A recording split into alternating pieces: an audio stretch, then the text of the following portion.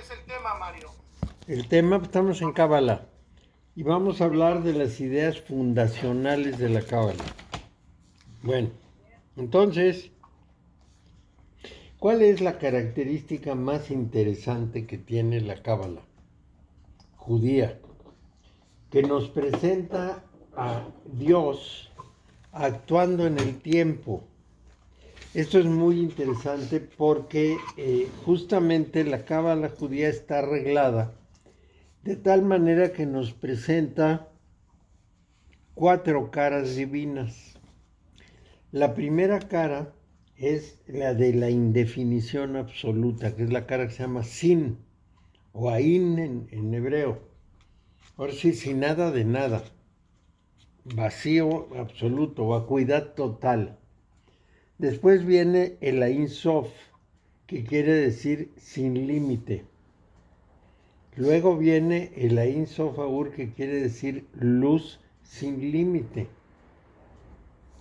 Entonces, vamos a decir que estos son 3 grados de acercamiento de la divinidad hacia nosotros, y el siguiente grado es algo completamente distinto, porque vamos a decir que entra a nuestro mundo y tiene una posibilidad de representación. Y la primera posibilidad es que comparte su tiempo con nosotros. Este es un tema muy importante porque Dios es la eternidad. O es eterno, como prefieran verlo. Los madeístas decían que era la eternidad y otros dicen que está en la eternidad.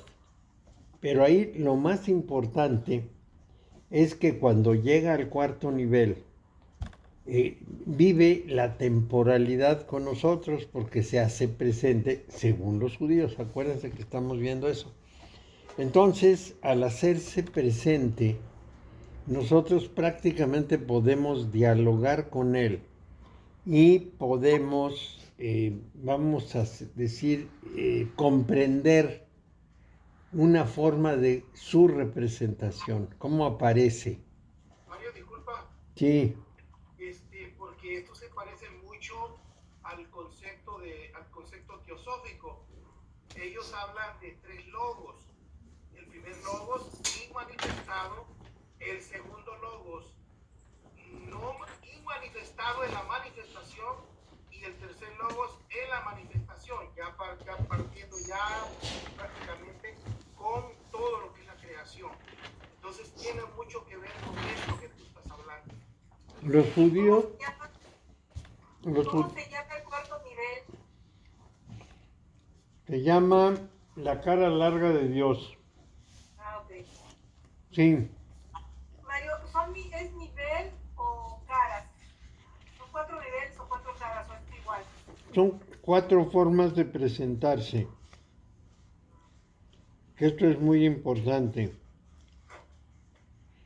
Entonces lo llaman el rostro largo o la cara larga.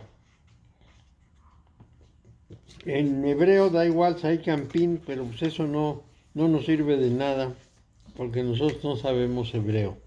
¿Cómo se llama? ¿Es Ampín? Ampín. Sí. Entonces hay una cara larga y una cara corta. La quinta cara es Tiferet. Pero bueno, eso lo vamos a ver después. Entonces, estamos en ese principio en que esa divinidad comparte con nosotros el tiempo. Y entonces podemos ver las acciones divinas como una revelación de su carácter. Y por eso en la Biblia se atreven a caracterizarlo. Ahí debemos tener mucho cuidado en el sentido de no dejarnos llevar por la idea de que sí lo podemos ver y apreciar. Es solamente una consideración teórica. Se hace presente, pero aún haciéndose presente es muy difícil descifrar su condición. De tal manera que tenemos que ser muy prudentes al usar esa idea. Sin embargo, está aterrizado. En el mundo cristiano hubo una época en que en Bizancio se prohibió el culto de las imágenes. Se llamó la lucha iconoclasta, porque se hizo una lucha contra el Vaticano. Entonces, el asunto fue que los bizantinos alegaban que era imposible representar en los iconos las dos naturalezas del Cristo. Desde luego, la naturaleza del Dios Padre imposible, pero cuando representaban al Cristo, no podían representar sus dos naturalezas, sino solamente la manifiesta, la visible. Y que entonces ese culto de las imágenes era un culto a una figura y a un ser humano y no a un Dios. Y esto generó un problema de 150 años, 120 años. Mario, entre Ein Sof, Ein Sof Eur, Ein Sof y Ein Sof Eur, se va dando el proceso de conexión, ¿verdad? Entre la cara larga, la cara corta de... Claro, vamos a decir que es el Dios de distintas etapas. Vamos a empezar con la primera etapa. El Dios, que es la unidad de lo real, es Ain, o sea, sin, quiere decir sin. El Dios del espacio ya hecho para formar el universo es Ain Sof, el sin límite, porque ya hizo el espacio para el universo, sin límite. Cuando se asoma al abismo y la luz que emite crea todo el movimiento universal, entonces es luz sin límite, Ain Sof Aur. Aur, luz sin límite. En el momento en que ya está creado ese universo, que está hecho de luz, y asoma su aspecto creativo para ordenar todo, para dar la fórmula de ordenación, o sea, el principio que rige todo el suceder del universo, cómo se forma, cómo se combina, cómo se reproduce y demás. En ese momento estamos en la cara larga. Es una cara que no vemos, pero que ya podemos caracterizar por sus efectos. Y después de eso, se nos va a presentar como lo que pudiéramos llamar una derivación. La cara corta, que es la que representa precisamente a la humanidad. Entonces, todos estos pasos nos van dando un acercamiento sucesivo, así como un zoom de una cámara que se va extendiendo, que se va encogiendo, así vamos viendo. Ahora bien, el tema es muy complicado porque es producto de una discusión milenaria entre los judíos relativa a cómo es el Dios y cómo se le puede caracterizar. Entonces hubo una gran cantidad de tremendas discusiones al respecto.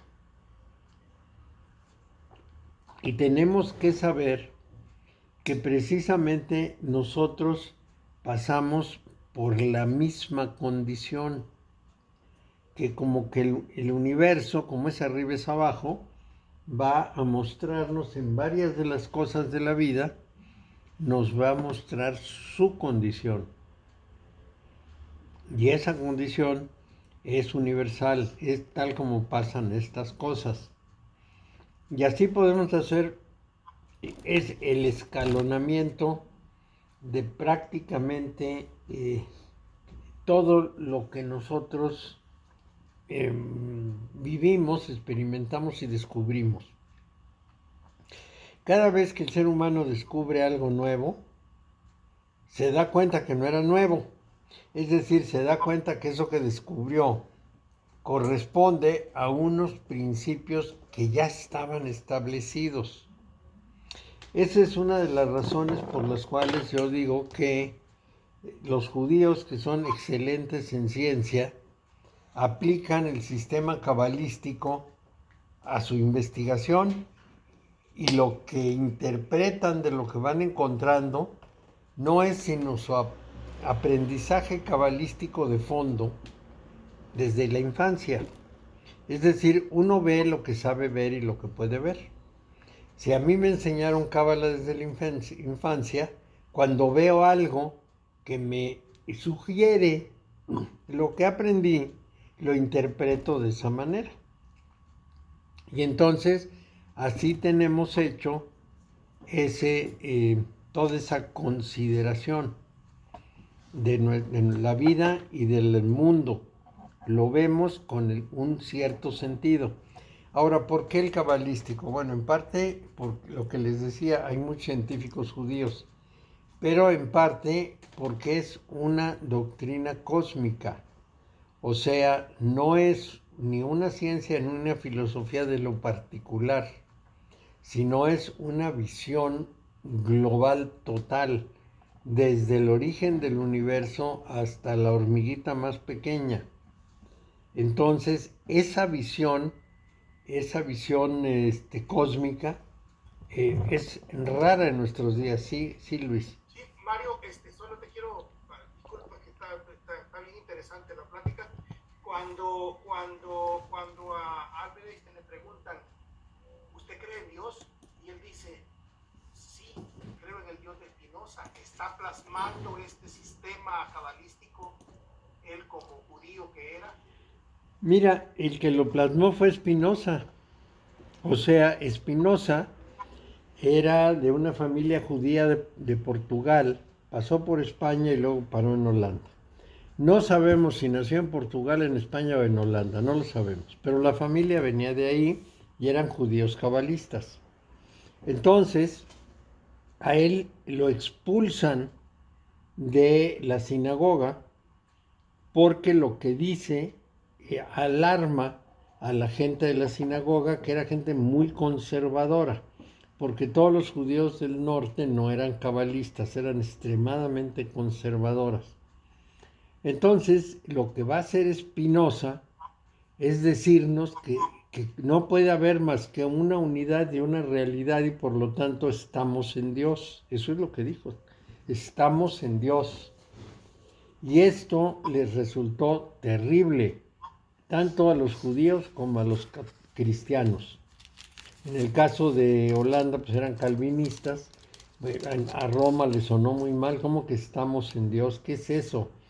Para el cristianismo, Dios está aparte. Sí, sí, Pati. Mario, yo justamente te iba a decir, pues eso, en algunas cosas que hemos platicado también lo dijo Jesús, ¿no? ¿O he entendido mal o de dónde lo saqué? Déjame ver dónde. Pues él hablaba del Padre y hablaba que el reino estaba aquí, pero no hizo una declaración tan enfática como estamos en Dios. En este caso, Spinoza concebía que no había más que una unidad total de lo real, muy al estilo del Oriente Lejano, y esa declaración pues era casi como muy escandalosa para los cristianos. Pero en realidad, ¿cuál es la idea fundamental? Que no hay ninguna otra realidad más que Dios, es lo único verdaderamente real. Entonces, en la vida cotidiana, nosotros consideramos real al mundo material y juzgamos, vamos a decir, imaginario el mundo divino. Pero en las profundidades de la meditación es al revés. En las profundidades de la meditación consideramos que el mundo es una apariencia y que la única verdad absoluta es el Ahín. el primero de todos, y entonces invertimos la visión. ¿Por qué la consideración esta? Bueno, ya el Buda nos decía algo sumamente importante. El Buda nos indicaba con toda claridad precisamente ese tema de la irrealidad del mundo manifiesto. El Buda nos decía, ¿qué hubo? Nos decía que solo existe el movimiento, no hay objetos en movimiento, no hay objetos, es solamente movimiento y nosotros lo que apreciamos es ese movimiento. Pero como tenemos memoria, entonces la pantalla de la memoria, así lo decía, la pantalla de la memoria hace que nosotros veamos ese movimiento como algo firme, como un objeto. Y entonces pensamos que hay objetos. Esto lo dijo el Buda hace 2600 años, no es muy reciente. En esas condiciones, pues nos vamos a la física de campos, y en la física de campos nos van a contar unas cosas muy raras.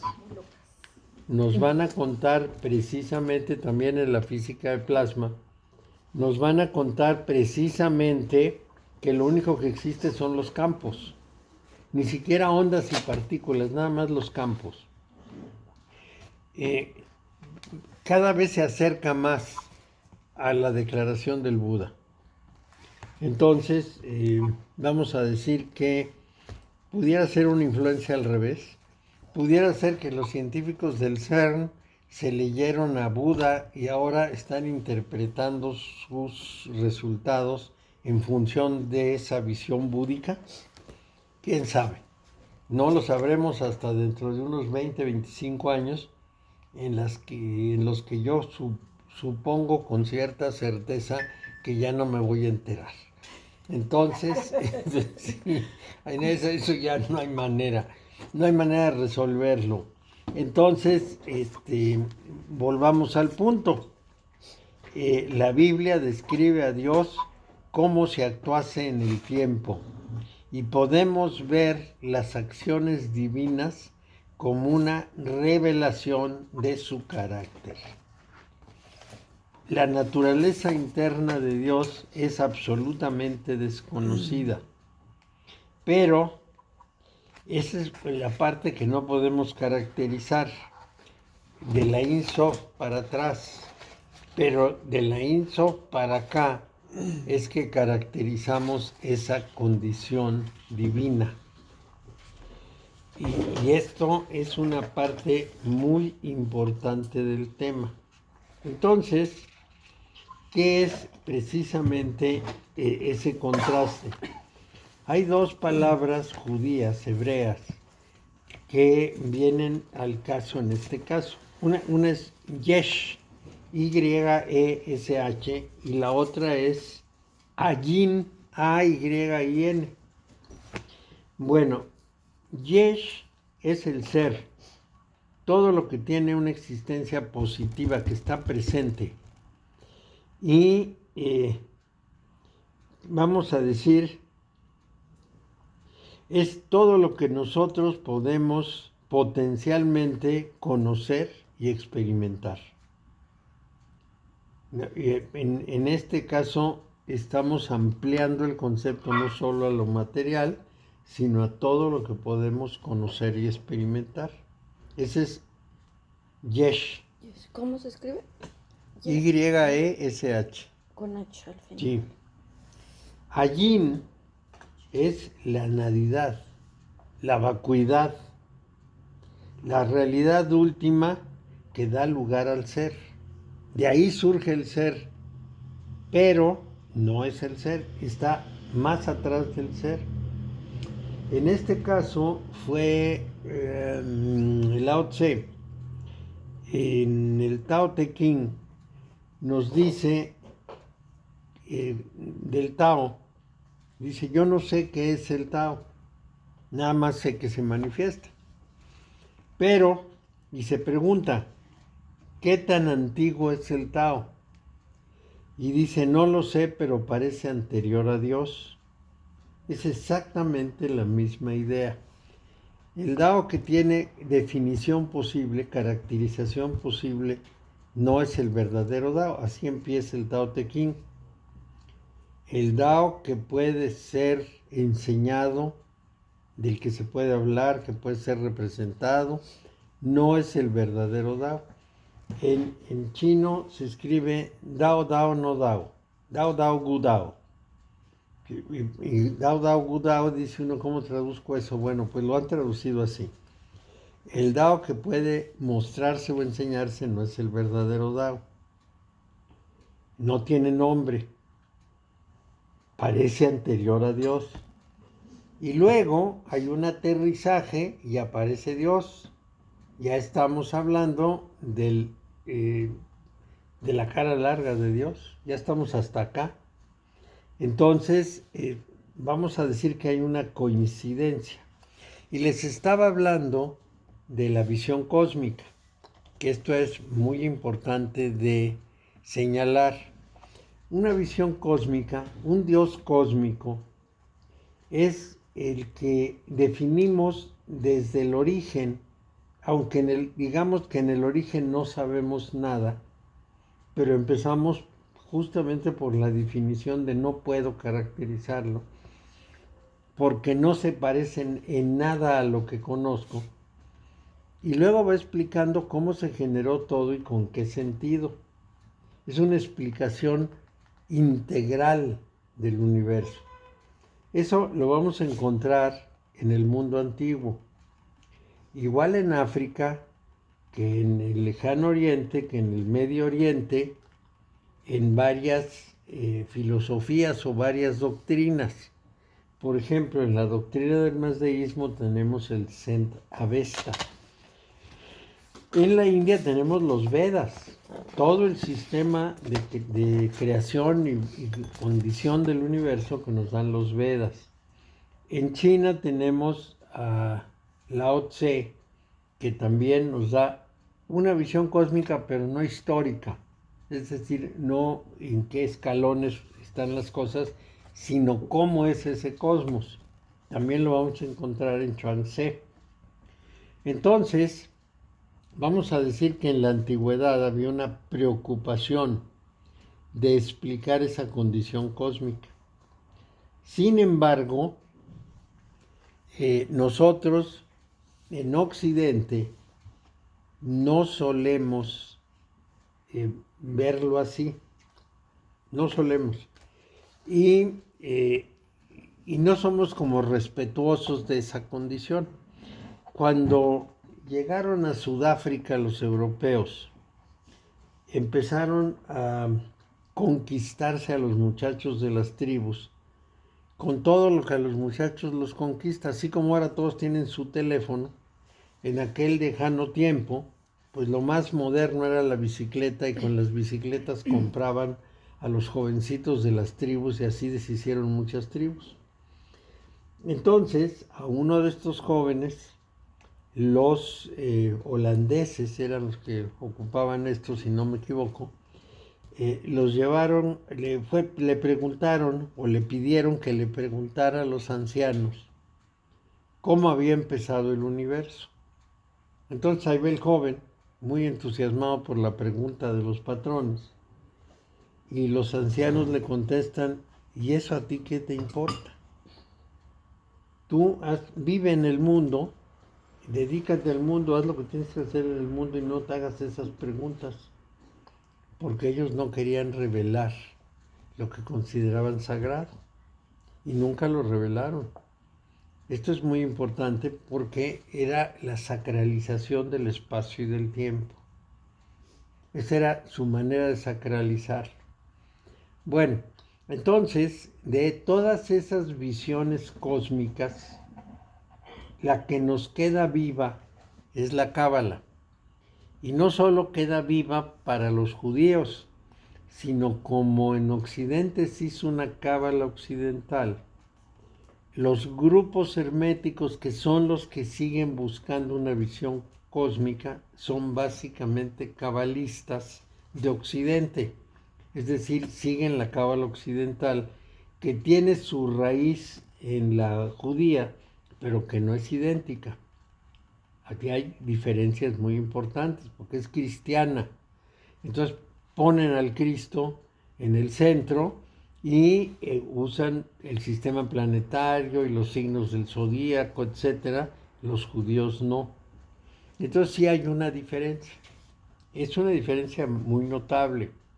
Normalmente en Occidente transmitimos la cábala occidental, la cábala cristiana, pero la inquietud nos puede llevar a buscar la otra, y esa es la razón por la cual yo estudié con los judíos su cábala, es decir, la cábala de ellos, como ellos la consideran y la tienen, porque afortunadamente se abrió la enseñanza a partir del año 95. Bueno, eso ya les había platicado.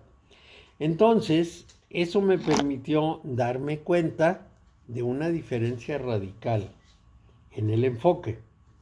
En Occidente, lo que tratamos es de justificar la posición cristiana. No diré que la de Jesús, porque no estoy muy seguro que Jesús no fuera un judío muy judío, conociera la cábala judía y actuara como judío. Pero bueno, de todas maneras es el único sistema cósmico que seguimos manejando en Occidente. Y esa es la razón de abundar en él, estudiarlo, profundizar, tratar de entender cómo se ha concebido el sentido del mundo. Vamos a compararlo con lo que nos dijo Stephen Hawking. En su momento, cuando le preguntaron sobre Dios, dijo, para explicar del Big Bang para acá, no necesito la hipótesis de Dios. A partir del Big Bang, con mi física, yo les puedo explicar todo. Pero antes del Big Bang no les puedo explicar nada, porque mi física no explica esa parte. ¿Quién sabe qué pasó? ¿Quién sabe cómo se constituyó la partícula que estalló? ¿Quién sabe cómo estaba? ¿Qué era? ¿Cómo funcionaba? No sabemos. Sabemos a partir de las huellas que tenemos en el ruido de fondo, es decir, unas microondas de fondo que hay en el universo y que están ahí desde el origen, desde que se produjo el Big Bang, y a través del análisis de ese ruido de fondo es como han ido descubriendo lo que ocurrió una milmillonésima fracción de segundo a partir del Big Bang. Lo tienen todo identificado una vez que se hizo la manifestación. Antes de eso es imposible saber cómo estaban las cosas. Bueno, entonces vamos a decir, ese brinco de la unidad a la formación del universo es un brinco incomprensible. No sabemos qué pasó y no podemos entender cómo pasó, cómo estaba acumulada la cantidad de energía en un calor inmenso, seguramente con una fuerza de cohesión gigantesca, haciendo que todo lo que hay en el universo estuviera comprimido en una partícula elemental pequeñísima. Bueno, pues quién sabe qué sería eso. Si es que así era, ni siquiera lo sabemos con certeza. Entonces, vamos a decir que ese brinco no tiene explicación demostrable para nosotros. Simplemente ocurrió de algo que no estaba a algo que sí estaba. Y consideramos que hay otro brinco, y eso es una consideración de los doctrinarios cristianos de los primeros siglos, que hay otro brinco muy importante con la creación del ser humano, no de la vida orgánica, sino del ser humano. Esto tiene, bueno, pues las características de hace 3000 años, una cosa así, que tenían otra manera de pensar, no la nuestra. Pero de todas maneras, ¿cuál es el argumento? que cuando se aparece el universo, ocurrió una cosa muy clara. Apareció algo que no estaba ahí, que no estaba previsto, que no se había visto. Simplemente era novedosísimo, sí. Todos los cielos y los conglomerados y el polvo cósmico, todo eso. Pero todo eso generó la Vía Láctea de manera que son similares. Y en la Vía Láctea se produjo el Sol y los planetas que también son similares. Entonces, vamos a decir que no hubo ninguna novedad. La primera novedad es la creación del universo, pero la segunda novedad es la aparición de la materia orgánica, de la vida. Y en esa novedad, si la comprimimos en el tiempo, digamos, el punto culminante es la aparición del ser humano. ¿Y por qué es punto culminante? Porque el ser humano tiene la conciencia del universo. Eso hizo decir a Wheeler, un físico muy destacado, que el universo nació cuando el ser humano lo vio, porque antes estaba en esa condición del gato de Schrödinger de entre ser y no ser. Estaba como en un estado de, ¿cómo lo pudiéramos decir? En un estado de espera. En el momento en que el ser humano lo ve y lo define, hablamos de universo. Quitemos al ser humano y entonces, ¿quién sabe qué cosa es eso que está ahí? Porque no hay nadie que lo pueda ver con sentido. El sentido es muy importante. Lo vemos y decimos, es un universo, son estrellas, es polvo cósmico, son galaxias. Esa definición la hacemos nosotros, con relación a lo que somos capaces de captar. Entonces, toda la ciencia es una versión de nosotros, la versión de lo que podemos ver como lo podemos ver. No quiere decir que lo que veamos sea falso, pero sí incompleto. Entonces, en esas estamos. Ese es el punto clave y desde luego con sentido, lo cual en el universo no existe. En el universo las cosas suceden, pero no tienen sentido. Solamente pueden tener sentido para alguien como nosotros, que con plena conciencia busca la razón de ser, el por qué y el para qué. La razón de ser incluye las dos cosas. Entonces, vamos a decir que la participación humana es fundamental. Muy bien. Y ese es otro brinco, es un segundo brinco que tampoco tenemos explicación. Entonces tenemos dos grandes saltos. Esto es lo que conviene resaltar en este caso. Bueno, entonces, la realidad en la que nosotros aparecemos parece llena con una multiplicidad de cosas, minerales, objetos que manufacturamos, plantas, animales, gentes, y pareciera que estos tienen una existencia autónoma. Pero, de acuerdo con la Cábala, esto es simplemente apariencia. No son autónomos. Todo el ser está enraizado en una única y sola fuente. Y esa fuente está arraigada en la nada, o si quieren, en la vacuidad. Todo el universo procede de una sola fuente. Y esa sola fuente tiene su origen en la nada, en nada de nada, pero nada, no lo contrario del todo, nada de nada. Nada de nada para nosotros. ¿Por qué? Porque sus categorías son incognoscibles para nosotros. Por ejemplo, una hormiga no puede conocer mis intenciones. Es más, no puede entender mi cuerpo. Si yo difícilmente, con muchas vueltas que le doy, más o menos me doy idea de cómo funciona mi cuerpo, que es, para una hormiga es completamente incomprensible. Es más, me percibe pero no me ve.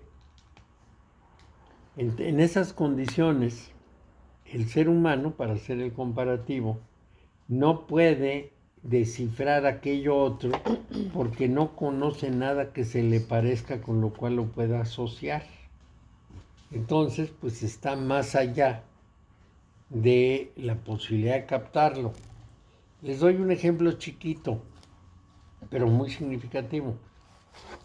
A finales del siglo XIX, principios del XX, se descubrió que la gama de colores se podía prolongar más allá del violeta, que era el que vemos nosotros, y más abajo del rojo. Es decir, hay un infrarrojo y hay un ultravioleta y hay más. Entonces, esto es precisamente la aportación de Max Planck, explicar lo que se llamó el desastre ultravioleta. Y comprendimos algo que no podíamos ver, con mucho trabajo, y solamente una cosa, esa de la desastre ultravioleta. Investigaciones posteriores fueron revelando la existencia, más bien no revelando, sino comprobando la existencia de los átomos. Antes se hablaba de que había algo elemental, así como decía Demócrito, el ladrillo último de la materia son los indivisibles.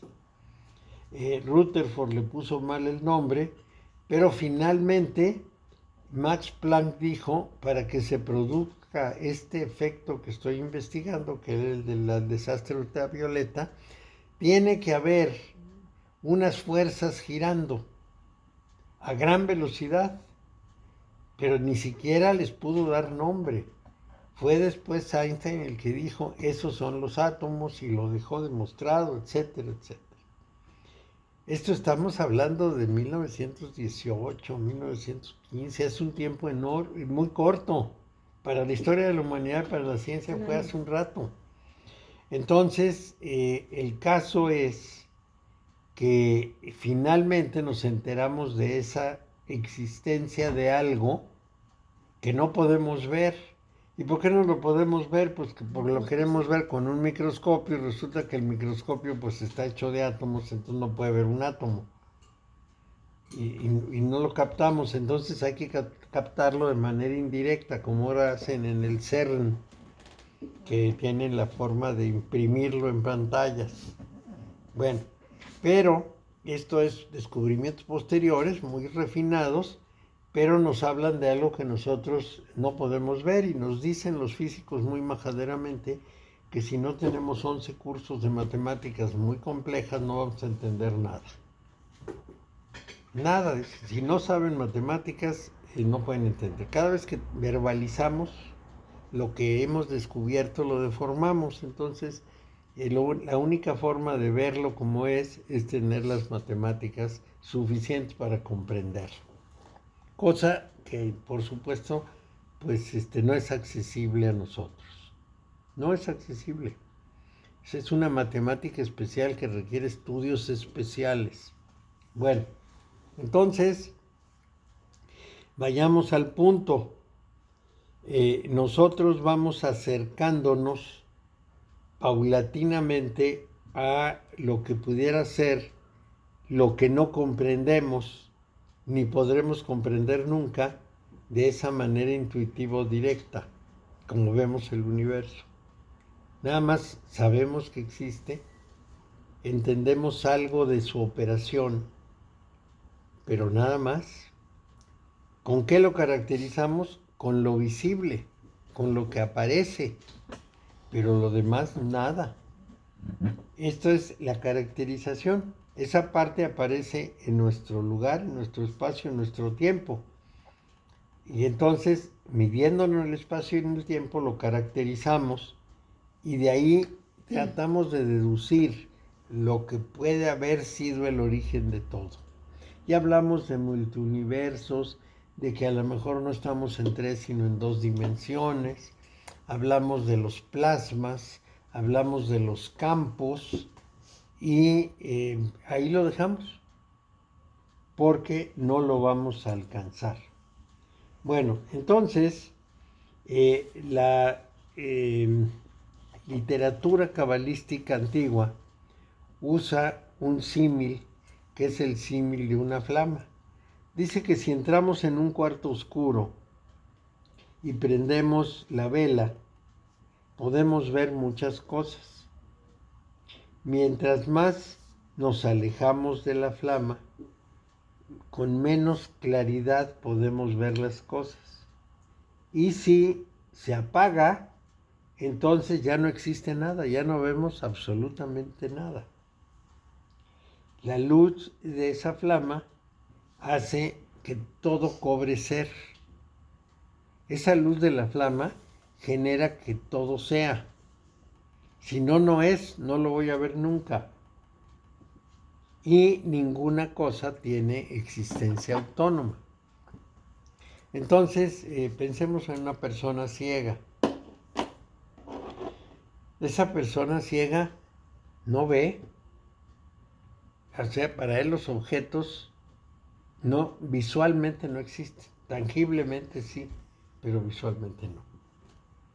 Y ahora que ya hacen unos aparatos con los que la gente puede ver y puede hablar, aún habiendo nacido ciegos o mudos, entonces de pronto descubren los objetos como si se prendiera la flama. Nada más que esta flama de que habla la Cábala es la flama universal, la que genera el ser, la que hace que el ser sea visible. Entonces, la única realidad sería justamente la que enciende esa flama y la flama misma. Bueno, para la Cábala, la realidad tal como la experimentamos, con sus límites, distensiones, oposiciones y antipatías, no tiene la apariencia de el ser arraigado en una fuente única.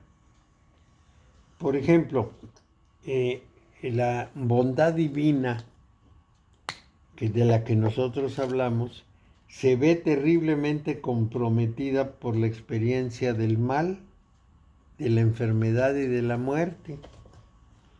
Esto porque el concepto no es muy claro, pero así se ve comprometida. Es decir, ¿qué es lo que alegaron desde tiempos muy antiguos y se sigue alegando?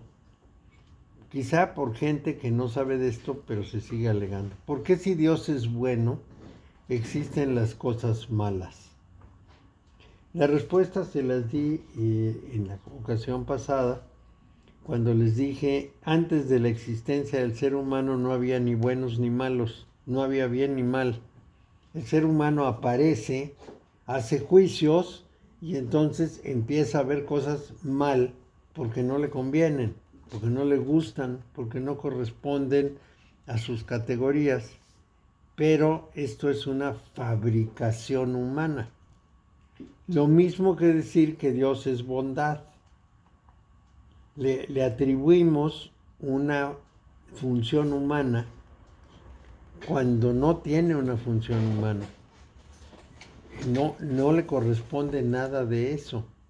Y claro, le inventamos la bondad y luego nos cuestionamos por qué si es bueno existe el mal.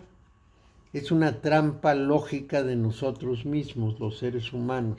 Caemos muy seguido en esas trampas lógicas.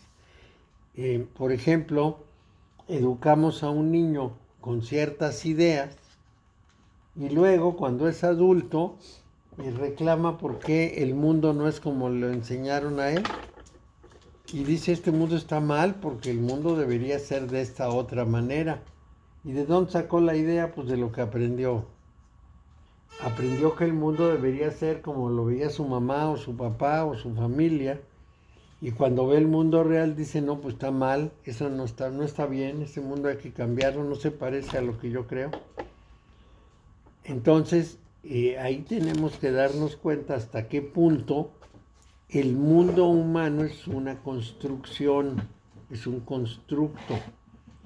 El hábitat es un hecho y nosotros lo percibimos como podemos. Pero ahí está. Es decir, se está manifestando como una forma energética. Nosotros lo captamos pues como nuestros sentidos nos dicen. Pero no deja de haber esto que está ahí, moviéndose pues. No tiene ser, pero se mueve. Pero todo lo que metemos al mundo es un constructo nuestro. Entonces, comprender eso es muy importante. ¿Por qué me preocupo cuando alguien se muere? Porque yo construyo mi vida en función de las relaciones. Si no lo hiciera, me sería completamente indiferente esto. Porque yo razono y veo que de pronto alguien que se movía se deja de mover y entonces lo llamo muerto. Digo que se murió. Y ya el cadáver pues ya no es la persona. Y entonces tengo que construir explicaciones. Y eso es una explicación muy simple, es eso que animaba a este cuerpo, ya no lo está animando porque el cuerpo ya no se mueve, ya no habla, ya no expresa. Entonces, eso que lo animaba, que era el ánima, dejó de estar en el cuerpo. ¿Qué pasó con el ánima? Como no es visible, pues podemos decir que se fue a otra dimensión. Se fue al paraíso, se fue al mundo de los muertos, se fue al Sheol de los judíos, se fue al Hades de los griegos. Y entonces, esto es muy antiguo. En la epopeya de Gilgamesh, su compañero llamado Enkidu muere y Gilgamesh lo va a visitar al mundo de los muertos. Cuando menos se asoma al mundo de los muertos para verlo y lo ve ya en un estado fatal y se apena mucho de verlo así, pero finalmente es la idea de la continuidad. Entonces, eso tenemos que explicarnos cada pedacito. Voy muy despacio porque tenemos que explicarnos cada pedacito para darnos cuenta en qué nos atrapamos, en qué los seres humanos nos quedamos amarrados, agarrados de la convicción de que es real. Como va despacio, va bien rápido, Mario. Yo digo que voy pasito a pasito y aquí me dice Lalo que no, que voy demasiado rápido. A lo mejor tiene razón. Y lo que pasa es que como ya me lo sé, pues ya. ahí voy corriendo. Bueno. Fíjate, Mario, que estaba pensando en esto que estabas diciendo tú, porque lo estaba comparando con los talibanes ahorita. Quieren formar un nuevo gobierno, pero bajo las leyes de la Sharia, que es las leyes fundamentales del islamismo, del Islam. Claro. Del Islam como ellos lo entienden, no como debería de ser, ¿verdad? Porque si tú preguntas a un fundamentalista diferente de un sufi o de uno que está en medio de que son menos agresivos, menos radicales. Sí, menos radicales. Entonces ellos dicen, no, la mujer no tiene derecho. Según la Sharia, según como ellos la entienden, la mujer no tiene derecho. La mujer es una propiedad del hombre, según la Sharia. Un apéndice del hombre. Sí, entonces, eso es lo que dicen ellos, según como ellos lo entienden. Claro. ¿Verdad? Pero estos son constructos, como tú dices, constructos humanos, ¿verdad? Claro, Así pero como los otros lo dicen también según lo entienden. Es decir, si te pones del lado de los talibanes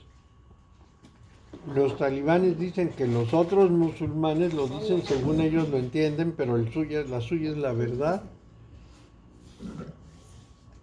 Y esa es la razón de que los seres humanos estemos peleando todo el tiempo. Mi posición es la correcta. Claro. Lo que yo creo y lo que yo sé es la verdad. ¿va? Ujú. Que no, que usted no puede entrar con chores, cabrón, porque usted es ¿cómo se llama?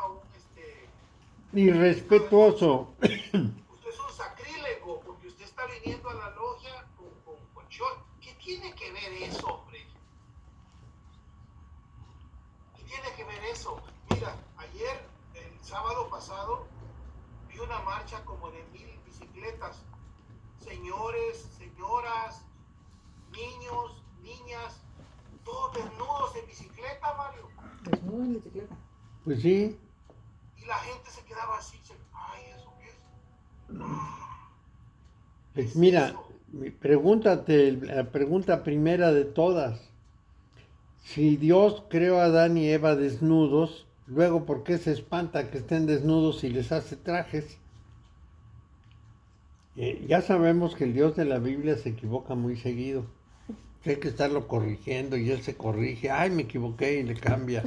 Es un Dios muy raro, pero... O sea, o sea, no estoy diciendo que voy a salir y voy a ir a hacer cosas fuera de la ley, pero entre eso y llevar a un punto radical, a un punto de ya no, de que es inexistente la cosa.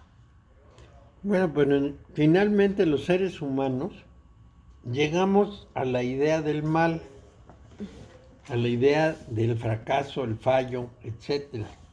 Y esta idea nos tortura.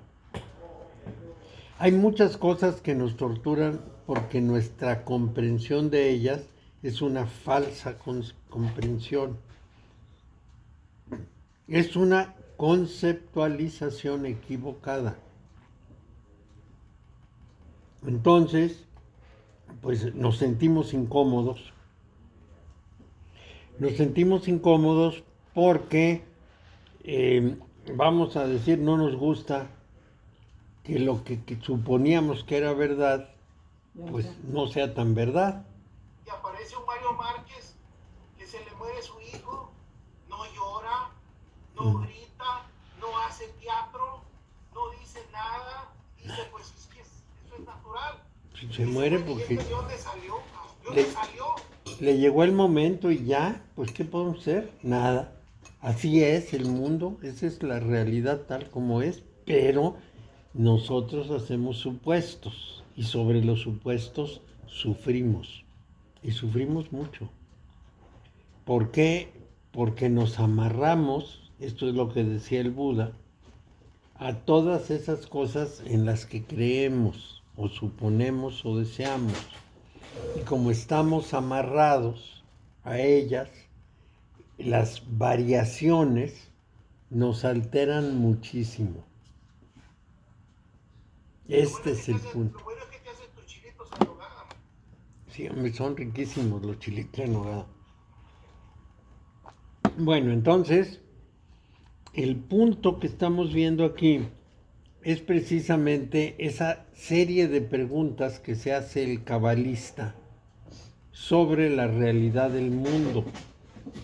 Y se las hace de una manera muy seria.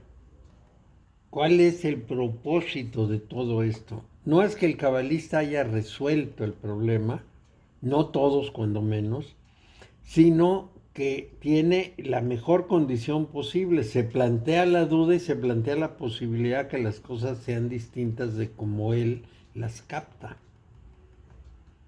Esta es la parte central. No importa si ya se llegó o no.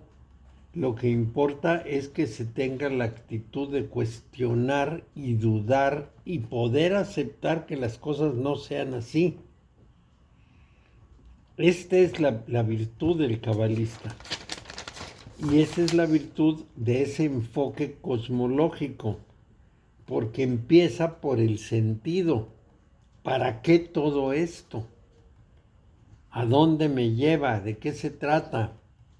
Entonces, bueno, hay personas, como los científicos de las ciencias positivas, que sienten curiosidad por qué hay detrás de las cosas. Y aquí tenemos una diferencia muy grande entre los orientales y nosotros. Nosotros tenemos una tendencia marcadísima de encontrar de qué están hechas las cosas o cómo están hechas. Y los orientales lo enfocan distinto. ¿Cómo funcionan y para qué sirven? No se preocupan mucho de qué están hechas. ¿Cómo funcionan y para qué sirven? Entonces,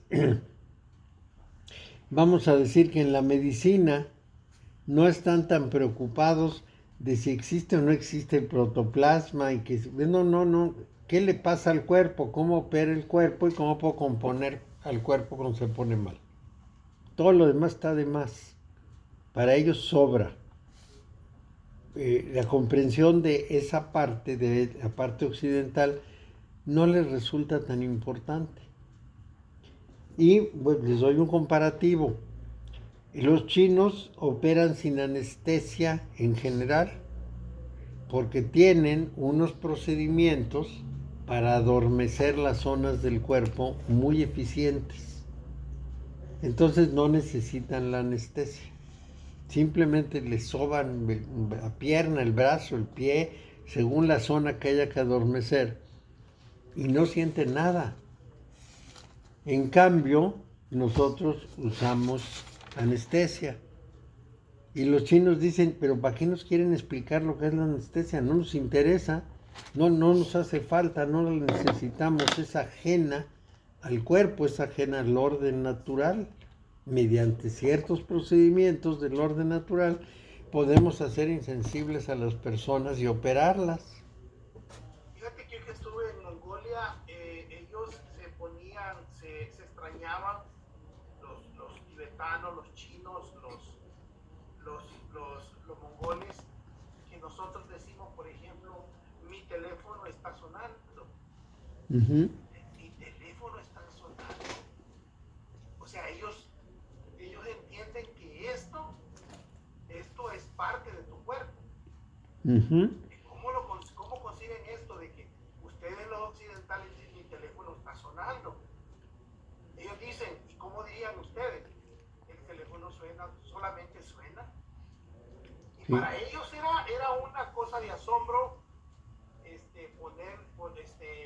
que nosotros ponemos sentido de pertenencia a las cosas. Dice, si es usted externo a ustedes, ¿cómo dicen mi teléfono suena? Mi zapato se ensució.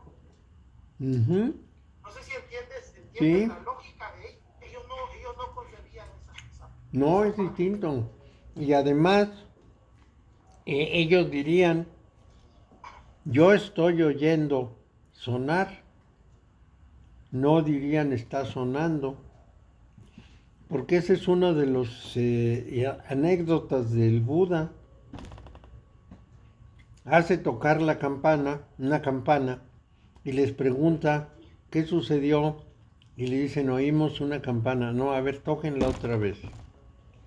Vuelven a tocar la campana y siguen con la necesidad de que hay una campana, que sonó la campana, y finalmente llegan al asunto de que hay un movimiento en mi mente. Mi mente es la que identifica en sus movimientos algo que la altera, que es lo que nosotros llamamos el sonido de la campana. Y yo tendría que decir, hay una vibración en mi mente que es ajena al estado normal. Pero nosotros decimos que la campana está sonando. Bueno, hay una distancia enorme. Y claro, queremos entendernos con los orientales e imponerles nuestra visión occidental, y pues ellos, en primer lugar, no quieren, en segundo, no entienden qué le estamos diciendo. ¿Y estos qué? Y ese es el gran pleito Oriente-Occidente. Aquí, bueno, les voy a relatar algo, porque es significativo para este tema de Oriente-Occidente, porque la cábala no es totalmente occidental. En China, El país lo dirige un grupo colegiado, no lo dirige el presidente. El presidente es uno de los 7 miembros del grupo colegiado, pero opinan todos.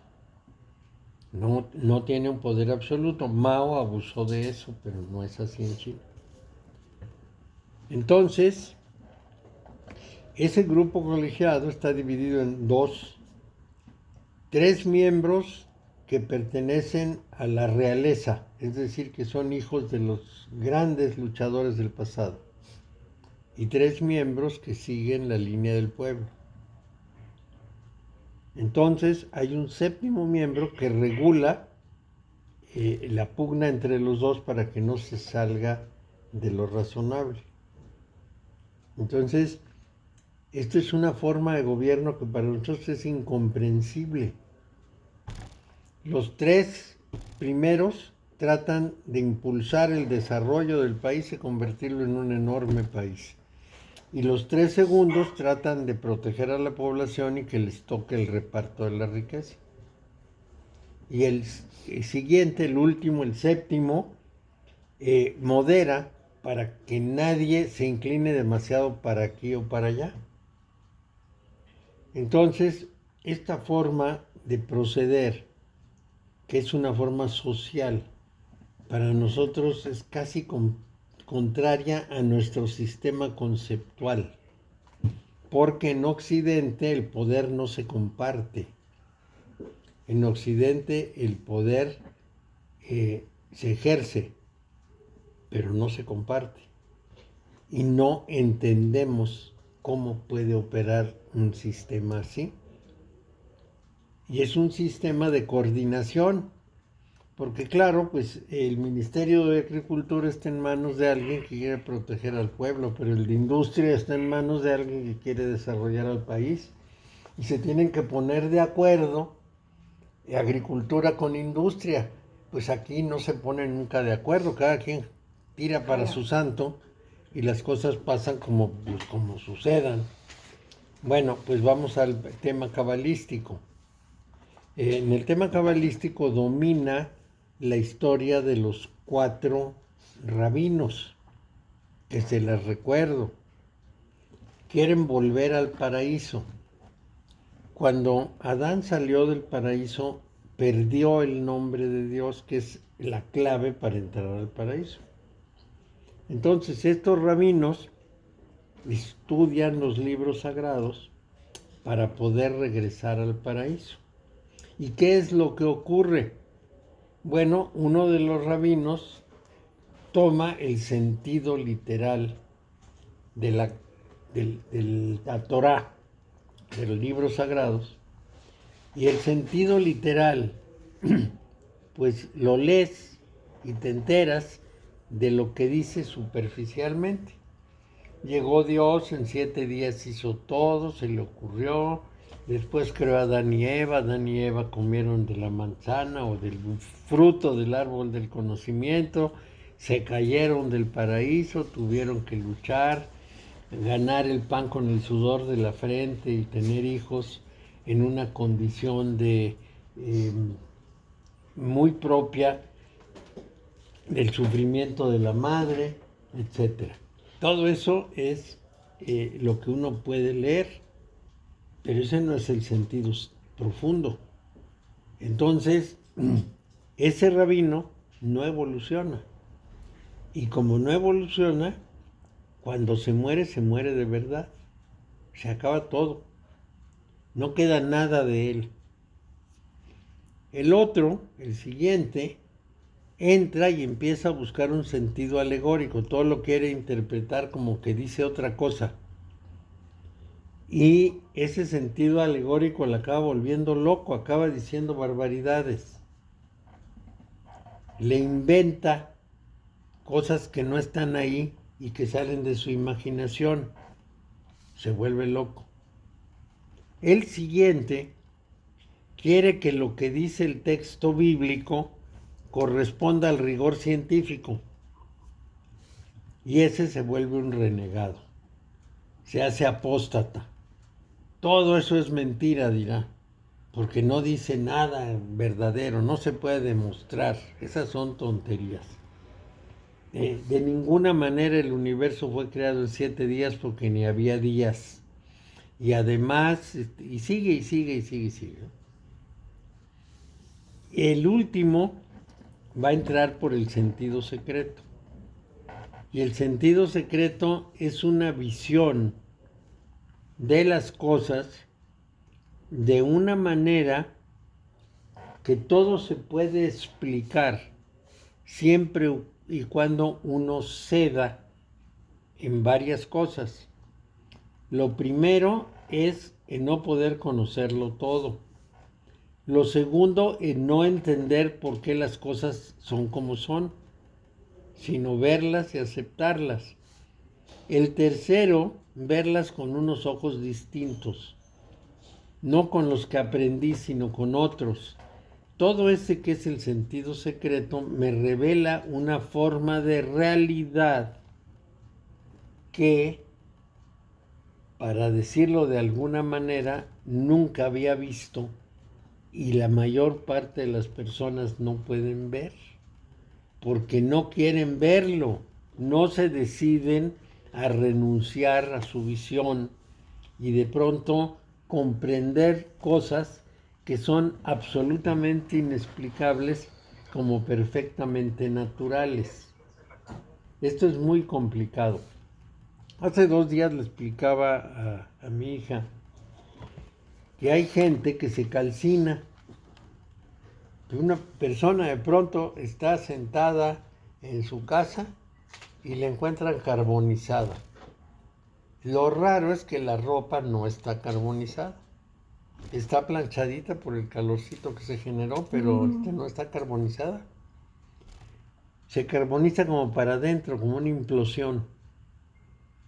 Hay otros casos en que una persona ha estallado y entonces el techo, la habitación está llena de grasa por todas partes y la persona desapareció, simplemente estalló. Nosotros no, decimos que es imposible, no queremos comprenderlo, lo vemos y lo aceptamos así como porque ahí está, pero hay una investigación y a ver, y si no vendría alguien, si no haría algo para carbonizar a la persona o para que estallara la persona. Lo que descubren es que no hay explicación y entonces lo guardan en el cajón, pero no lo creen. Ese es el problema. No aceptan que hay esa posibilidad, porque las cosas no las conocemos tan bien como creemos. Y entonces cuando aceptamos esa posibilidad, al mismo tiempo aceptamos muchas otras. Fíjate que metieron allí en una cosa como especie de tina, ahí en Mongolia, a unos capios. No sé si has oído hablar de los capios. ¿A unos qué? Capios, los monjes Sí. capios. Sí. Los metieron en unas piletas como de piletas grandes, los metieron con barras de hielo, los metieron adentro y lo metieron en estado meditativo. Mario, yo no lo hubiera creído si no lo hubiera visto. Con hielo. Sí, con hielo, barras de hielo. Sí. No lo hubiera creído si no lo hubiera visto. Metías el dedo y estaba hirviendo el agua después de que habían deshecho las barras de hielo. Sí, los bloques de hielo. Sí, bloques de hielo se habían deshecho adentro de la pileta y tú metías el dedo y el agua estaba hirviendo, Mario. Porque los monjes generaban electricidad, o fuerza eléctrica, o fuerza magnética, o lo que fuera. ¿Cómo explicas eso aquí en Occidente, que se puede hacer eso? No, pues es casi imposible, pero mira, Gamow, que fue un científico muy destacado, hizo unos libros muy interesantes que publicó el Fondo de Cultura del señor Tompkins. Ese científico como que era muy accesible para todos los seres humanos. Y cuando yo era adolescente, pues lo leíamos con mucho entusiasmo porque entendíamos cosas. Y Gamow decía, si en un vaso de agua ponemos hielo, pero todas las partículas en movimiento se dirigen a un solo lugar, vamos a ver que a pesar del hielo, el agua está hirviendo. Así lo dijo. Eso está en su libro. En un viaje del señor Tompkins a quién sabe qué. Pero de todas maneras el asunto era, depende de que las partículas que están en el agua yendo y viniendo en un gran desorden, de pronto las ordenas y las diriges y entonces pues va a haber mucho calor. ¿Qué es lo que hace una estufa magnética? Dirige las partículas para que se caliente el sartén que le pusiste encima. Entonces el puro magnetismo genera un movimiento de las partículas y de los átomos del sartén, y ese movimiento hace un calor, y un calor muy fuerte, con muy poco desgaste de energía. Estos son discípulos de Milarepa los que llegaron. Claro, ¿y qué es lo que hicieron esos monjes? Bueno, pues son capaces de manejar ese magnetismo.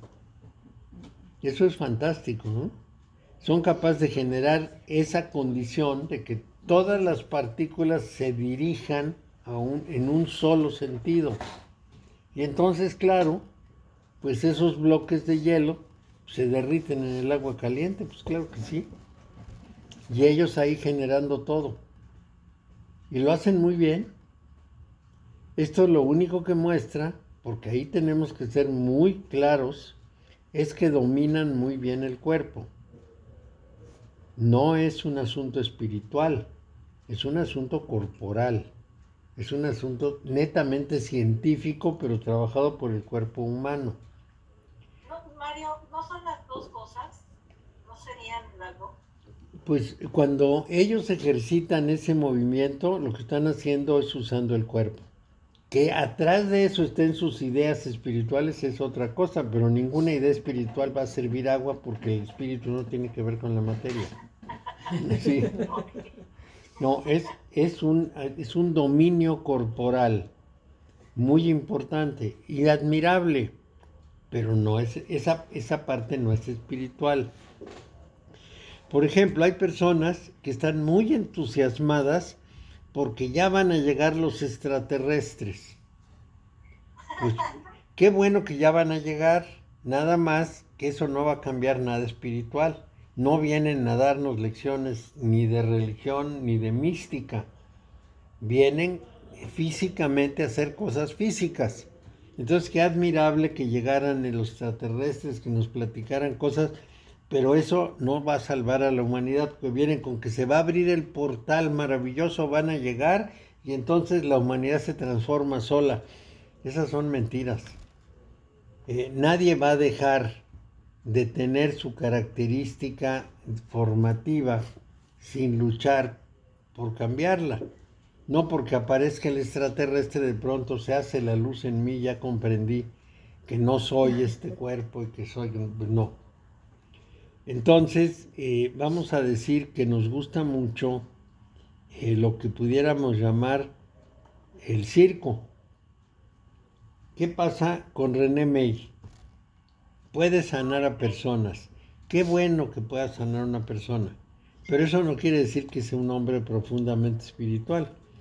Es un hombre con poderes para generar salud. Esto es muy importante. Y eso que llamamos milagros son acciones de un plano superior hacia un plano inferior. Les voy a dar un ejemplo. Yo puedo generar una estimulación enzimática en unos bichitos chiquititos. Vamos a pensar en los bacilos búlgaros. Yo tomo los bacilos búlgaros y de pronto, milagrosamente para ellos, empiezan a reproducirse porque el medio resultó muy favorable. ¿Y qué es lo que diría un bacilo búlgaro si pudiera hablar? Sucedió un milagro, porque éramos poquitos y de pronto una fuerza increíble, una verdad poderosa, un Dios notable, nos proporcionó una reproducción fantástica. Y lo único que hice fue ponerles agua y azúcar. pero en mi plano estoy muy por encima del plano de ellos. Y en otros planos de realidad están encima de nosotros, son de un orden superior, y entonces nos proporcionan ciertas soluciones que nosotros convertimos en milagros. Pero son milagros físicos. Yo quisiera el milagro moral en que de pronto Dios extiende su dedito y yo comprendo todo de golpe y me libero. Pues no, eso no ha pasado. No es así. Todos los que llegan a ese estado místico llegan tras unos esfuerzos gigantescos, no tras una gracia de revelación directa. No es que no haya una intervención, es que la persona ya trabajó mucho. Hace rato me habla uno de mis hermanos, me dice, oye, ¿te diste cuenta que mataron a fulano tal, que es un conocido de nosotros? Le dije, sí, me enteré el sábado. Dice, pues Dios lo tenga en su santa gloria. Digo, ¿cómo vas a entender la santa gloria de él? Ya se me dice que lo tenían persiguiendo porque era un hombre que prestaba, se escondía para que la gente no le pagara y quedarse con propiedades, toda la cosa. Era usurero. Era un usurero, digo. Él sembró que su vida vivía exclusivamente para conseguir lo material, no se preparó para otra forma espiritual. Entonces no le puedes pedir, le dije, no le puedes pedir que llegue a un estado espiritual al cual él no se preparó. Claro. Si él no se preparó, pues no puede llegar. Mis oraciones no le van a servir de nada, tus oraciones tampoco, tus buenos deseos lo puedes pedir, no le sirven de nada. Nada. Que no se preparó. Tuvo un comportamiento fatal. Dedicó a la surrería, a lo material, a la codicia. No puedes pedir que cambie allá, ya se elevó y ya se iluminó por simplemente pasar de un estado de muerto a un estado espiritual. No. Y es precisamente el problema. Tenemos mucha confusión entre las cosas materiales que nos sorprenden y las cosas espirituales que no tienen nada que ver con eso. Esto es muy importante. Entonces, por ejemplo, todo el asunto de los milagros de Jesús convence a mucha gente. No es Dios porque tenga una espiritualidad y una visión del mundo distinta, sino porque hace milagros. Cura a la gente y a mí que me curen. No, pues no. Eso no es nada. Entonces, si tu fe es porque hace milagros, pues te irás al mundo de los milagros, pero no al mundo espiritual. Como René, como se dice. Sí, y la mujer lo retrata con una capucha de monje, como si estuviera en la meditación profunda, y nada, no, pues René tiene una facultad orgánica. Bueno, entonces sigamos sobre el mismo punto, ya lo vimos. La Cábala rechaza el punto de vista de que desde un principio hubiera una condición del mal e insiste en la profunda unidad de todos los fenómenos, una unidad subyacente a todos los fenómenos, y propone que la fuente primaria del ser se manifiesta siempre en un aspecto dual, porque es manifestación y no puede haber manifestación si solo hay uno.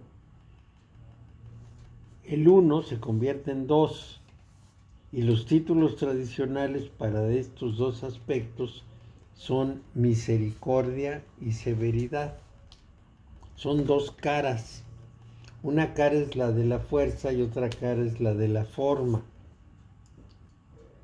Entonces, la fuerza es algo vivo y la forma es algo rígido.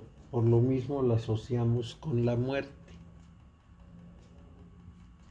Lo voy a repetir porque esto es muy importante. La forma rígida. La fuerza es algo vivo. La fuerza empuja. Vamos a decir, es activo. Es activa la fuerza. Es el principio activo. La forma es el principio pasivo pero rígido. Las cosas no están hechas para cambiar de forma. O sea, este vaso que tengo aquí, no cabe esperar que mañana sea el ratón de la computadora. Es vaso porque mantiene su forma rígidamente. Se apega a ella con toda fuerza. Entonces no va a cambiar. Y si se rompe, deja de ser vaso. Cualquier cambio le quita su naturaleza. Bueno, entonces la forma es rígida y la fuerza es flexible.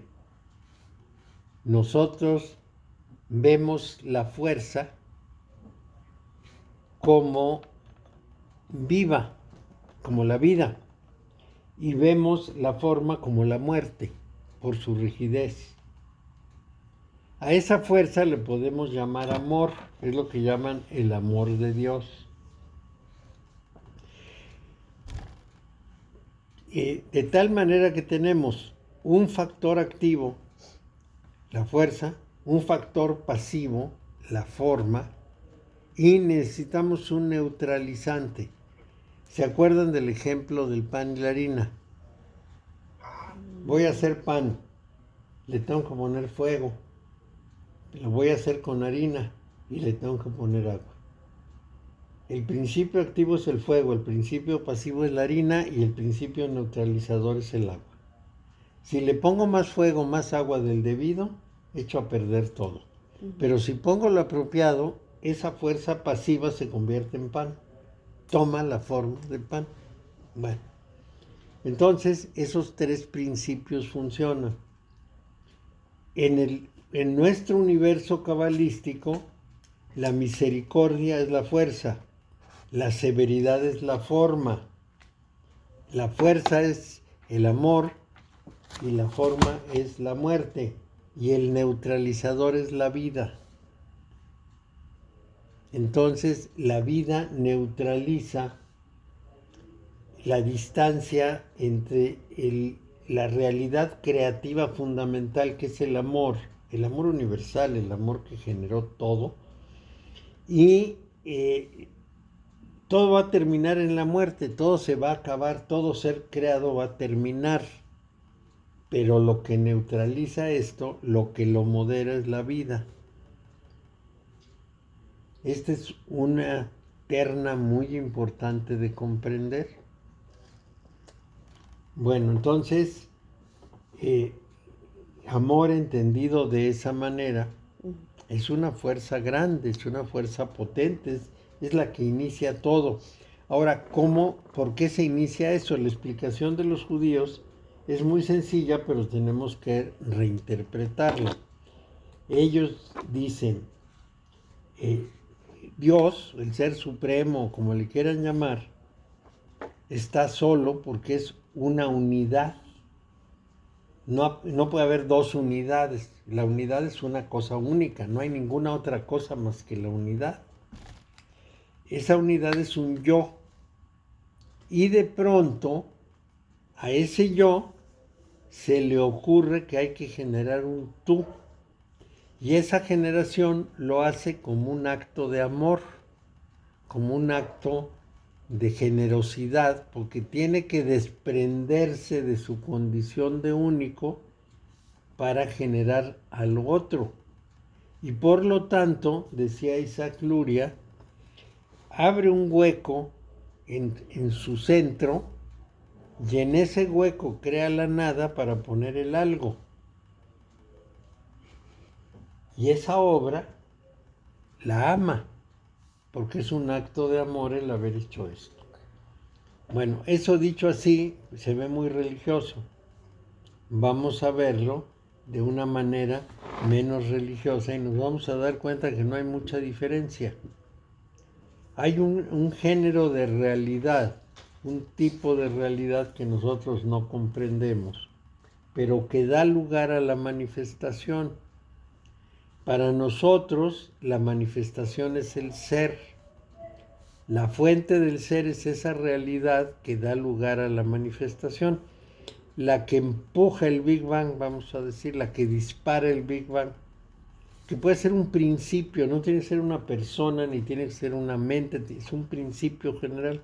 Bueno, Entonces se dispara el Big Bang y eso hace que se forme una realidad para nosotros, que se forme algo y en dualidad.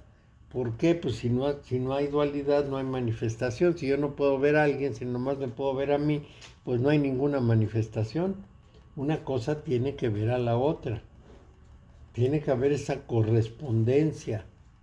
Entonces, esa dualidad, desde el punto de vista de la acción superior, divide las cosas en fuerza y forma. La fuerza es lo que da todo el movimiento y la forma es la que nos hace de una manera específica y es lo que nosotros vemos como objetos.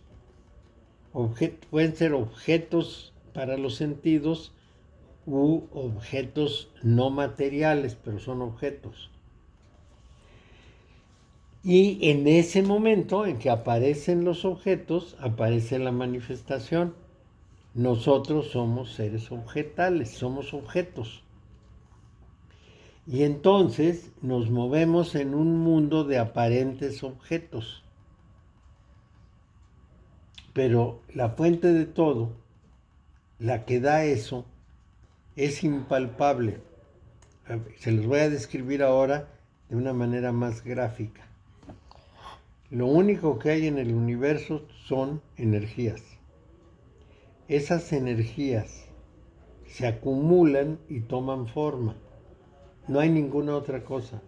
Y la energía es indefinible para nosotros. No sabemos qué es. Es indefinible. A veces decimos, bueno, pues el sol suelta un chorro de fotones. Sí. Les llamamos fotones. ¿Pero qué es eso? Pues no sabemos. Sabemos que existen.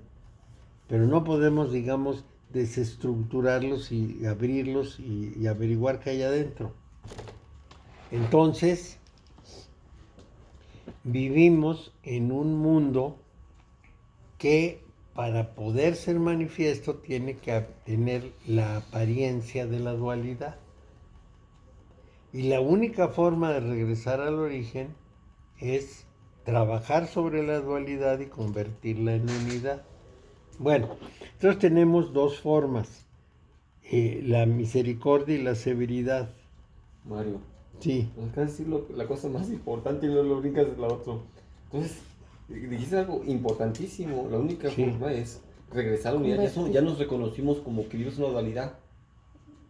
Ya. Integrémonos a la unidad nada más. Claro. No se le entiende a Lalo. No, eso decía mi ex esposa. Quizá habló muy rápido, porque tiene un micrófono. Ahora dirigí el micrófono para que también oigan lo que dicen los demás. Él dice que la cosa más importante es justamente que tenemos que recuperar la unidad, que no me pase ya al siguiente tema, hasta que no lo agotemos. Ok, bien. Pero sí es muy importante. Aún nuestra única posibilidad de encontrar la respuesta es que las dualidades dejemos de verlas y trabajemos hacia la solución de los binarios. Y esto no lo inventé yo, es una tesis de la hermética occidental y oriental. Bueno, no olvidemos que la Cábala es un producto oriental, no es occidental, es un producto oriental que los judíos la adaptan a su manera de ser. Vamos a decir, es un producto oriental tropicalizado para el judaísmo, bien tropicalizado, es eficiente, nos da respuestas. Mario, y digamos, ¿se le atribuye a los judíos porque ellos la dieron a conocer o...? Pues no, ellos no la dieron a conocer, ellos la practican. ¿Más que los orientales? Lo que pasa es que los orientales nunca nos hicieron llegar un cuerpo de doctrina armado como los judíos. Ese es el problema. Okay. Y la razón es que como esto nació en el Medio Oriente, y el Medio Oriente es un lugar de guerras, luchas, pugnas, muertes y todo lo demás, no prevaleció. Por ejemplo, del mazdeísmo tenemos el Zend Avesta, pero estamos seguros que el Zend Avesta es un texto posterior que sustituyó al original, entonces no tenemos el punto de origen. La virtud de los judíos es que conservaron a toda costa su unidad, y esa unidad permitió que nos transmitieran lo que sabían. Eso es lo importante. Y se aferraron y lo Claro. arraigaron y lo cuidaron. Y lo... Porque la Biblia es el único texto que tenemos sobre muchísimas cosas del pasado. Entonces vamos a verlo así, por ejemplo.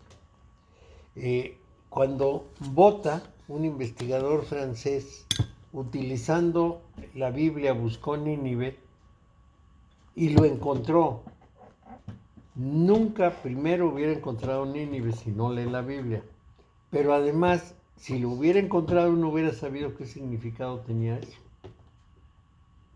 Pero cuando lo encontró, supo que era una ciudad, que había sido una ciudad dominante, que los asirios habían tenido esa ciudad y que además había otra ciudad asiria muy importante a la que también llegaron, Susa, y ahí encontraron también una serie de información, etcétera. Y todo esto es porque quedó registrado, porque nos dijeron qué significaba. Cuando encontramos piedras como Göbekli Tepe y nos fascinamos con lo que hicieron, porque la verdad es que lo hicieron hace 11,000 años o 12,000 años.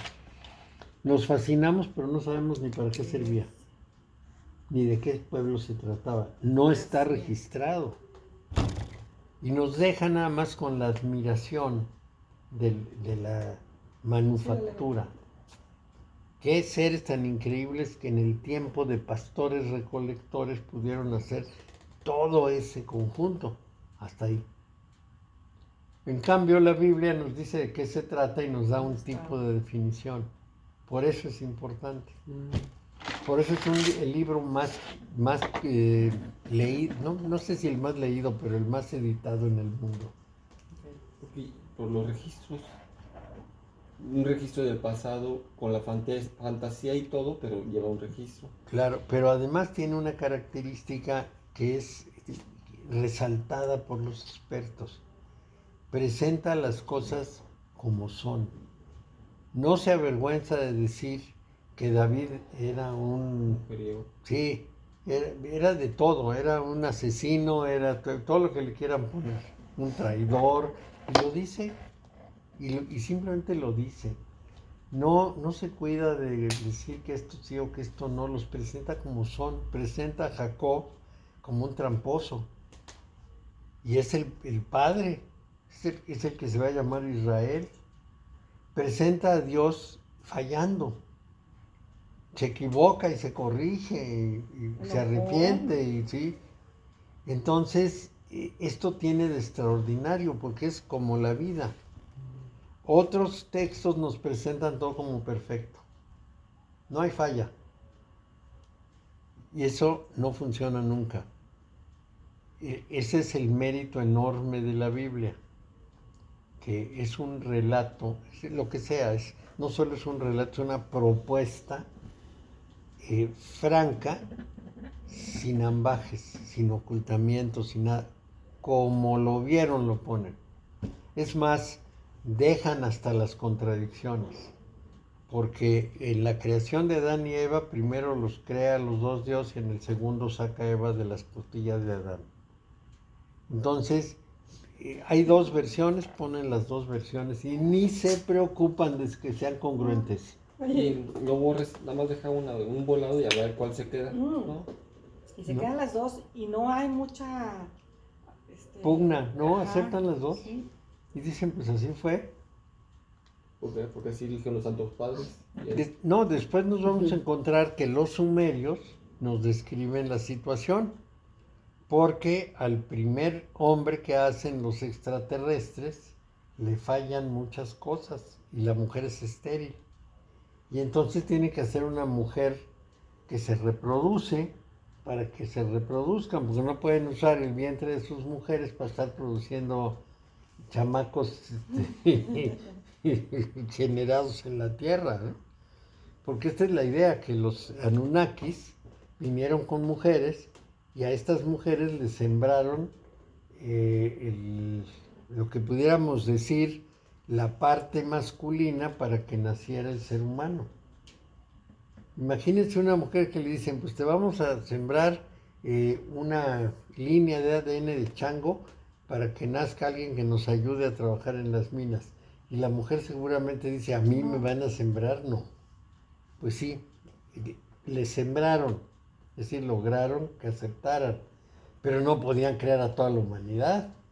Tenías que tener un hombre y una mujer y que la mujer fuera fértil.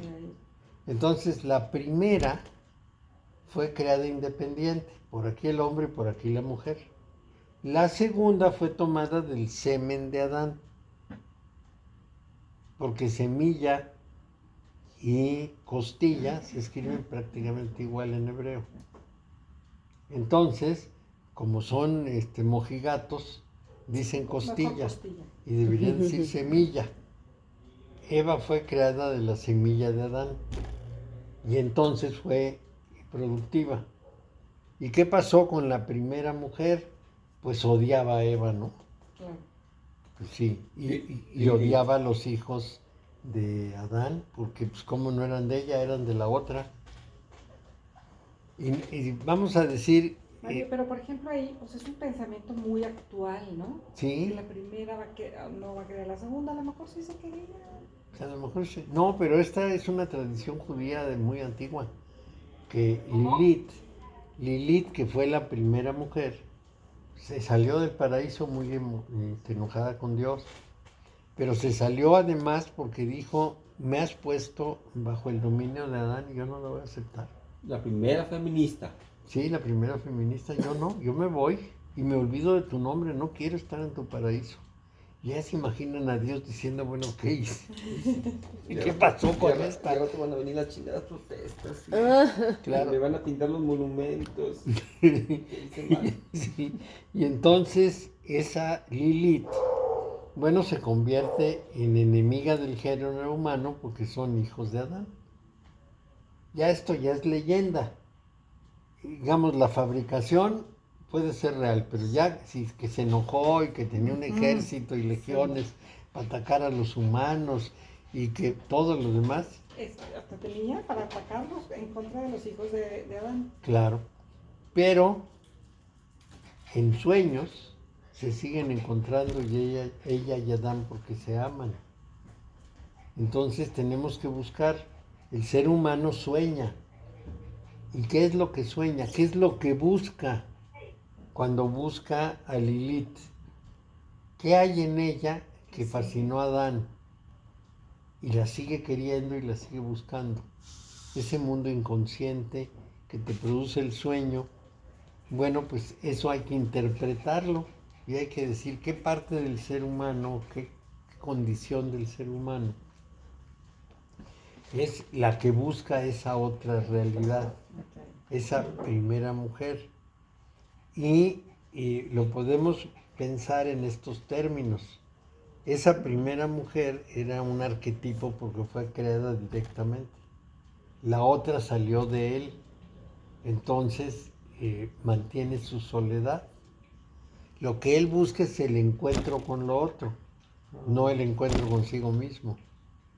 Entonces decía muy bien Antonio Machado en uno de sus versitos cortos, cada vez que nos vemos es cita para mañana, nunca nos encontraremos, porque es lo radicalmente distinto.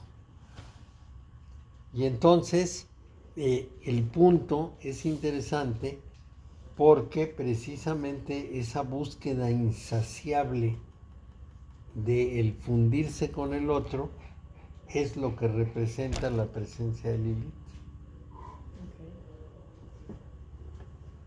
Es muy importante, ¿no?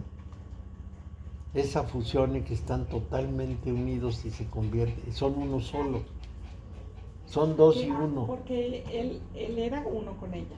era uno con ella. Y rompió la unidad al Sí, pero era lo tercero. otro.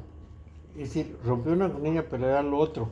Y Eva no era sino lo mismo. Ok.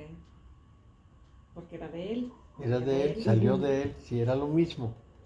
Y aquello era lo otro. Entonces había una síntesis de los dos contrarios. Y por lo tanto, si resuelves el binario, resuelves el ascenso. Ok. Tú no puedes ascender con el que es lo mismo, tienes que fundir los dos opuestos. Qué interesante está esto. Sí, es un tema fascinante porque te revela mucho de lo que pasa dentro del ser humano. Yo no pretendo que sea verdad, lo que pretendo es que lo que representa sea Sí, verdad. claro. No el hecho, Sí, sí, sino sí. lo que representa, su significado. Y ese es el proceso. Bueno, ya llegamos a las 7:40. Aquí nos detenemos esta vez y seguimos adelante la Mario. próxima. Entonces, nos vemos mañana. Nos vemos mañana. Que les vaya muy bien. Gracias, Mario. Buenas noches. Buenas Buenas noches. noches. Gracias. Interesante.